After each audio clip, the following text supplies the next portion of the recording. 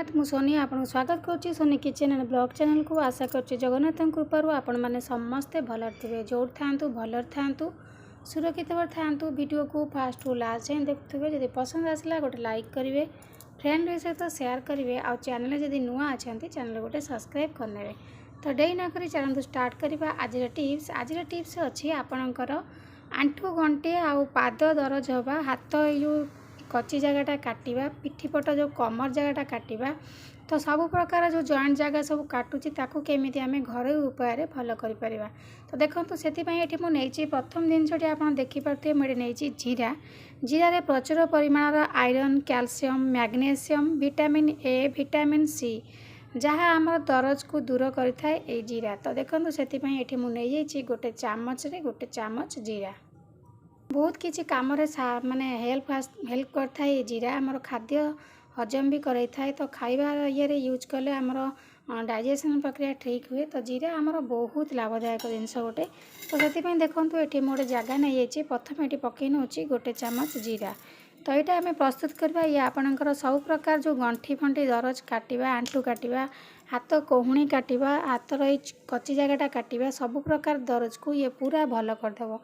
तो देखो ये मुझे गोटे जीरा तापर नहीं जावा आम नेक्स्ट जिनस ये देखो जीरा पर मुझे हलदी गुड़ हल्दी गुंड एंटी ऑक्सीडेंट प्रचुर परिमाण में भरपूर होकर रही जहाँकि आमर दरज को पूरा पूरा बहुत तेजी माने बहुत जल्दी से भल करे यही हलदी गुंड। तो देखो ये मुझे गोटे चामच जीरा नहीं तापर नहीं गली ये गोटे चामच हलदी गुंड तापर देखो ये मुझे सैंधव लवण जहाँ कहते रॉक सल्ट रे प्रचुर परिमाणर कैल्शियम अच्छी मैग्नीशियम अच्छी आयरन अच्छी बहुत सारा न्यूट्रिशन अच्छी जहाँकि भयंकर दरज को सांगे सांगे भल करता है सैंधव लवण। तो देखो ये मुझे पकई नहीं गली सैंधव लवण तापर देखो ये मुझे आड कर नौ सोरिष तेल आपको आम फुटेवाई सोरिष तेल यूज करनवा।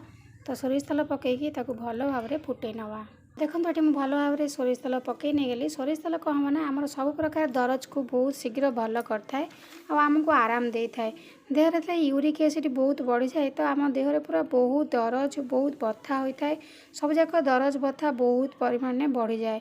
तो सब प्रकार ये मिसई नियंतु मिसई फुटेकी लगातु देखिए 5 मिनट तापर देखिए आंठुरे लगेबे आउ तापर देखिए आपणकर सब प्रकार दरज 2-3 थर लगेला पर देखिए बहुत भल हो जाइए आपन को आराम मिलूँ। तो देखो आजिकल छोटू बड़ समस्तंकर एमती दरज होची काटुची आजिकल बयस नहीं बयस न होणु भी दरज हो जाउची। तो बहुत छोटू भी पिला मानकर आंठू गंठी प्रोब्लेम बाहर खाली बयस हेले नहीं आगु बयस हेले आंठू गंठी धरतुला किंतु एबे बयस न होणु आंठू गंठी बथा बहुत परिमाण में बढ़ीगलानी आंठू गंठी पाद तले थोई हेबनी तल पाद बहुत दरज रहिबो। तो हाथ कच्ची हाथर कोहुणी तो सब प्रकार दरज को भल कर यही रेमेडी। तो देखो ये मुझे अदा को पूरा पतला पतला करी काटंतु देखो मुझे केमती पतला काटुची तो से भाव में आपड़ काटि नेबे।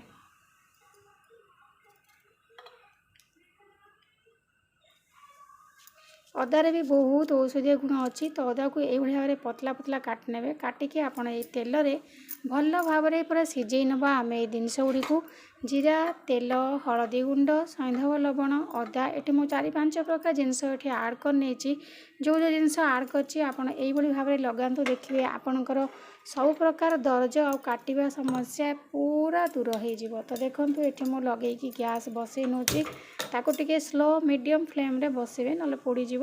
तो बसई भल भाव में फुटे ने फुटे सारापर या उषुम उषुम ही लगेबे उषुम उषुम लगेले ही यहाँ भल कम करता बिल्कुल बेसी ठंडा करें। तो देखो ये मुझे गैस लगे बसदेली फुटेया छाड़दवा भल भाव में यहाँ आम फुटे नवा कहीं भल भाव में फुटिया द्वारा ही आम जीरार गुणटा बाहर हलदी गुंड ता सहित सोरिष तेल अदा सब प्रकार जिनस जाक फुटी फुटिकी तार गुण जी भल से कम कर। तो देखो ये मुझे भल भाव में सब फुटे नहीं गली फुटे सारापर जस्ट हल्का उषुम उषुम थी आप लगे अधिक गरम लगे तो आपंकर स्किन पूरा फुटका हो। तो आपंकर हाथ जमी संभाल आप देखिए से भाव लगे किंतु पूरा ठंडा करेंगे उषुम अवस्था ही जिनस बहुत बढ़िया से आपंकर काम कर।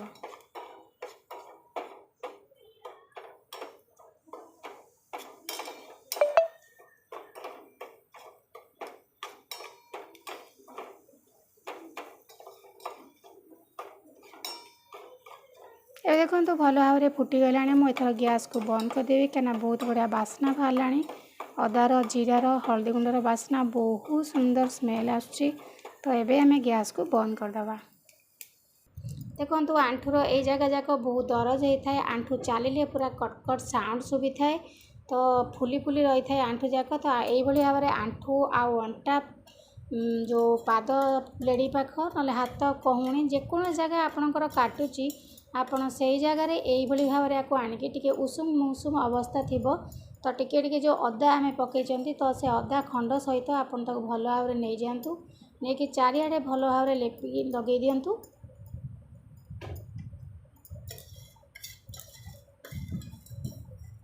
ଦେଖିବେ ଆପଣଙ୍କର ଆଣ୍ଠୁଗଣ୍ଠି ଯେତେ ଜୋର ଦରଜ ବଥା ହେଉଥିବ, ବିନ୍ଧା ହେଉଥିବ, ତ ଗୋଟେ ଥର ଆପଣ ଲଗାଇ ଦେଖନ୍ତୁ। ଆପଣ ଜାଣିପାରିବେ କେତେ ସୁନ୍ଦର ଭାବରେ ଏ ଜିନିଷଟି ଆପଣଙ୍କର ଆଣ୍ଠୁଗଣ୍ଠି ଦରଜ ପାଇଁ କାମ କରୁଛି। ବାହାରୁ ତ ପ୍ରାୟ ସମସ୍ତେ ବହୁତ ପ୍ରକାର ଜିନିଷ କିଣିକି ୟୁଜ୍ କରୁଛନ୍ତି ଆଣ୍ଠୁଗଣ୍ଠି ଦରଜ ଲଗାଇବା ପାଇଁ। ଡକ୍ଟରଙ୍କୁ ବି ଦେଖାଉଛନ୍ତି ତ କୌଣସି ଏଥିରେ ଭଲ ବି ହେଉନି। ଆଣ୍ଠୁଗଣ୍ଠି ସମସ୍ୟା ବର୍ତ୍ତମାନ ସମସ୍ତଙ୍କର ଆଣ୍ଠୁଗଣ୍ଠି ଦରଜ ହେବାଟା।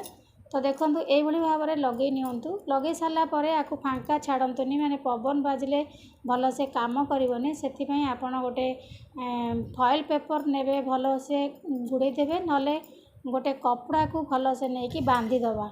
ବାନ୍ଧିଦେବା ଦ୍ୱାରା କ'ଣ ହେବ ନା ଆପଣଙ୍କର ପବନ ଆଉ ବାଜିବନି। ସେ କପଡ଼ା ଭିତରେ ସେ ବନ୍ଧା ହେଇକି ରହିଲେ ଏଇଟା ଆପଣଙ୍କର ବହୁତ ବଢ଼ିଆ କାମ ଦେବ। ଗୋଟେ ବହୁତ ସୁନ୍ଦର ରେମେଡ଼ି, ପୁରା ମାନେ ଆୟୁର୍ବେଦିକ ମେଡ଼ିସିନ୍। ତ ଆକୁ ଆପଣ ନିଶ୍ଚିତ ଭାବରେ ଦେଖନ୍ତୁ, ଥରେ ଟ୍ରାଏ କରିକି, ବହୁତ ବଢ଼ିଆ କାମ ଦେଉଛି। ତ ଲଗାଇ ସାରିଲା ପରେ ଆପଣ ଗୋଟେ ଯେକୌଣସି ଫଏଲ୍ ପେପର୍ ହେଉ କିମ୍ବା ଯେକୌଣସି କପଡ଼ା ହେଉ ତ ତାକୁ ନେଇଯାଆନ୍ତୁ। ନେଇକି ଏମିତି ଭଲ ଭାବରେ ଦୁଇ ଫେର କରିକି, ପୁରା ଦୁଇ ପରସ୍ତ କରିକି ତାକୁ ଆପଣ ଗୁଡ଼େଇକି ଭଲସେ ବାନ୍ଧି ନିଅନ୍ତୁ। ବାନ୍ଧି ନେବା ଦ୍ୱାରା କ'ଣ ହେବ ନା ଆପଣଙ୍କର ସେ ଜିନିଷ ଗୁଡ଼ିକ ଆଉ ଖସିବନି। ତା ସହିତ ଆପଣଙ୍କର ପବନ ବି ବାଜିବନି, ଯେଉଁଟାକି ବହୁତ ବଢ଼ିଆ କାମ କରିବ।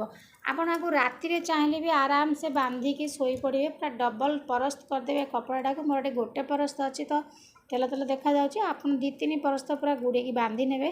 ଘଣ୍ଟାଏ 2 ଘଣ୍ଟା ପାଇଁ ଛାଡ଼ି ଦିଅନ୍ତୁ। ଛାଡ଼ି ସାରିଲା ପରେ ଦେଖିବେ ଆପଣଙ୍କୁ କେତେ ଆରାମ ଲାଗିବ। ଆପଣଙ୍କର ଆଣ୍ଠୁ ଦରଜ, ଆଣ୍ଠୁ ଚାଲିଲା ବେଳେ ପୁରା ଟକ୍ ଟକ୍ ହେଇକି ଫୁଟିବା, କିଟ୍ କିଟ୍ ସାଉଣ୍ଡ ହେବା ବହୁତ କଷ୍ଟ ହୋଇଥାଏ, ତ ଚାଲି ହୁଏନି। ତ ନିଶ୍ଚିତ ଭାବରେ ଆପଣଙ୍କୁ ଏଇ ଟିପ୍ସଟି ପସନ୍ଦ ଆସିଥିବ। ଯଦି ପସନ୍ଦ ଆସିଥାଏ ଗୋଟେ ଲାଇକ୍ କରିବେ, ଫ୍ରେଣ୍ଡ ସହିତ ସେୟାର କରିବେ। ଆଉ ଚ୍ୟାନେଲ ଯଦି ନୂଆ ଅଛନ୍ତି ଚ୍ୟାନେଲ ଗୋଟେ ସବସ୍କ୍ରାଇବ୍ କରିନେବେ। ତ ଆଜି ପାଇଁ ମୁଁ ବିଦାୟ ନେଉଛି। ପୁଣି ଦେଖା ହେବି ଆପଣଙ୍କ ସହିତ ନେକ୍ସଟ ଭିଡ଼ିଓରେ। ସେ ପର୍ଯ୍ୟନ୍ତ ରହୁଛି। ନମସ୍କାର, ଜୟ ଜଗନ୍ନାଥ।